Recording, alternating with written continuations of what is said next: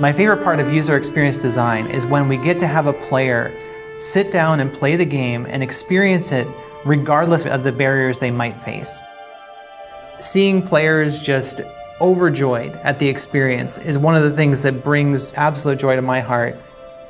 I hope that everything that we do to make accessibility better within the game, that's something that we can bring to as many people as possible.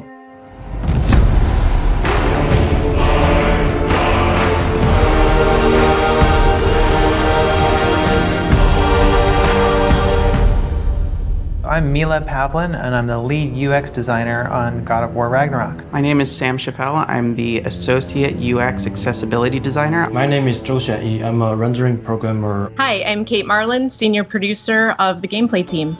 My primary job is to make sure that as I'm looking across the game, as features are developed, that designers and programmers and artists up front are asking themselves, am I taking accessibility features into account while I'm designing this? Is there something I can add systemically that will help integrate this feature across the board?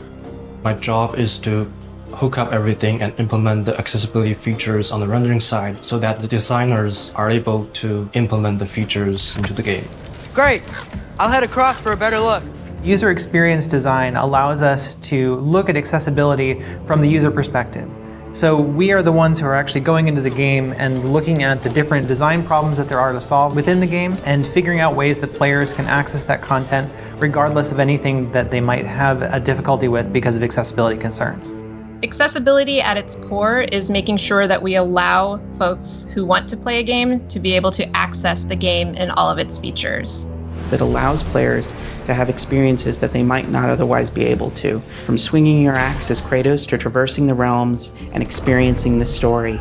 These features make it possible to do these things. People are no longer limited by their physical capabilities, and they will be able to enjoy the game just like anybody else.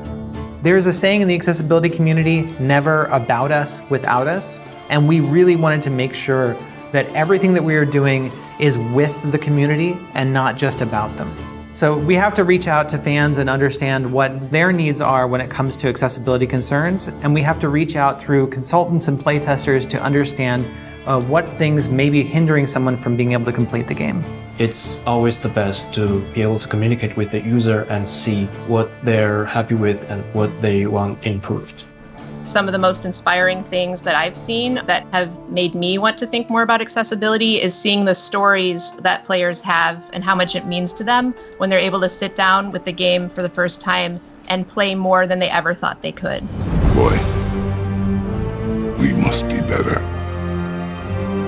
You must never forget that. With the last God of War, we ended the game understanding that there were major problems with the way that we were designing for accessibility. Based on community feedback from the last title, we've incorporated several features into this title to make the experience more accessible. We talked to them about what they needed in order to play going forward, and we started to prioritize things very early in production. I think that was one of the biggest lessons we learned, is that early production, making sure that we have everything in place at the beginning of the development cycle. If you're trying to bake a blueberry muffin, you don't wait until the end to put the blueberries in. You make sure that it's in the batter. And with accessibility, we needed to make sure that we put those blueberries into the batter at the beginning so that they could bake in and we would have accessibility at the end.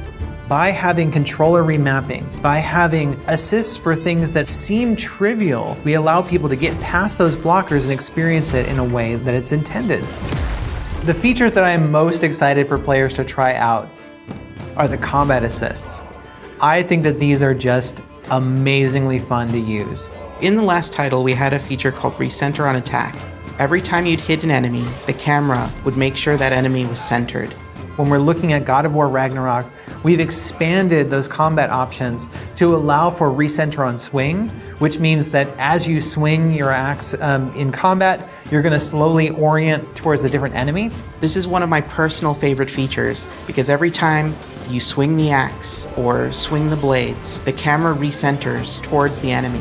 This allows players to go into a space, and if you have limited mobility or if you're unable to utilize the look controls, you can still target different enemies even though you're not hitting them. One of the most important areas of innovation that we have on God of War Ragnarok would be the increased controls access that we've allowed. So, for example, players are now more able to remap the controller and choose from a wider range of presets. The feature that I'm most excited for players to try is the Collector's Mode. Collector's Mode highlights collectible objects in the game, such as ravens, so that they're much easier for players to find. I'm excited for players to try various features that we've created, from high contrast mode to traversal assist, auto pickup to navigation assist. Navigation assist was one that I particularly am proud of because we went from not being able to have someone navigate through the game at all to having someone be able to navigate using just a navigation assistance ping. So we looked at games like The Last of Us Part 2 and how they were navigating players through their world with low vision play. And we took our own internal compass system and were able to actually allow players to rotate their camera towards the compass and navigate to their next objective. Other features to look out for would be subtitle customization. So, for example, you can color the subtitle differently from the speaker, and you can even have the speaker name show up or turn that off if you don't like to see that speaker name in front of there. You can set a background for the captions. So when you're seeing the text, if you need more contrast behind the text, that's an option that's added in there. Another cool, exciting feature that we added was directional indicators to our captions and subtitles. So wherever a noise caption is coming from, the arrow will be pointing to it. So if there's a character speaking and you see the subtitles on the screen, there will be an arrow pointing out also where that character is relative to the player's camera. All these features will enable players to experience the game in different ways and adjust the challenge to their needs. Some of the things that I found useful are just settings around kind of reducing the amount of inputs I have to do when I don't feel like it's super necessary for me to control that aspect of the game. This one has helped me by having options like traversal assist, which just kind of makes the character vault over things and climb up things automatically, which reduces the strain on my body so I can just get ready to fight rather than just be spending time like traveling over things. I think a big misconception people have about accessibility features is that they're only applied to certain people. It's not about making a game easy. It's not about adding cheats. Accessibility controls are beneficial for everyone. It's beneficial for people with disabilities to be able to better engage with the game, but also open up those menus and see what they can do for you. People think accessibility means easy mode, and it is absolutely not about easy mode. If someone is unable to use their hand, for example, it doesn't mean that they want a lower difficulty. They just need to be able to set the controls in a way that allows them to use the controls differently.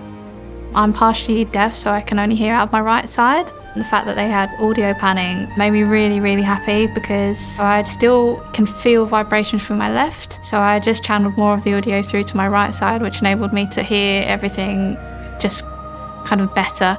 Growing up playing games one-handed was very challenging. Early games didn't have all the accessibility features that games like God of War Ragnarok and The Last of Us Part 2 have. There's a stronger motivation there to be a better developer and a better designer when you know that you are making people's lives better by allowing them to play. The future of accessibility in video games is very exciting. As we continue to innovate and the conversation grows, the experience just gets better for everyone. My hope is that it will expand beyond our current audience to include everyone. The more every studio takes in information about what can make accessibility better, the more we can inspire each other and the better we can make all of our games more accessible. I really have a high vision of making games that are not just accessible in the way that you can just get through them, but that they're accessible in a way that they are enjoyable and create more choice for players.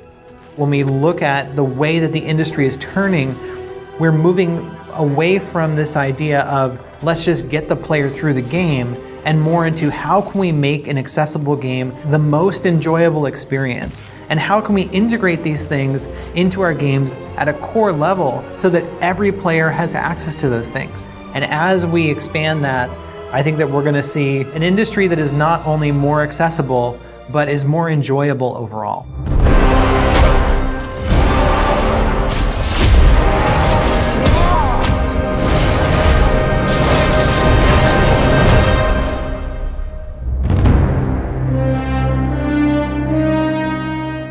プレイステーション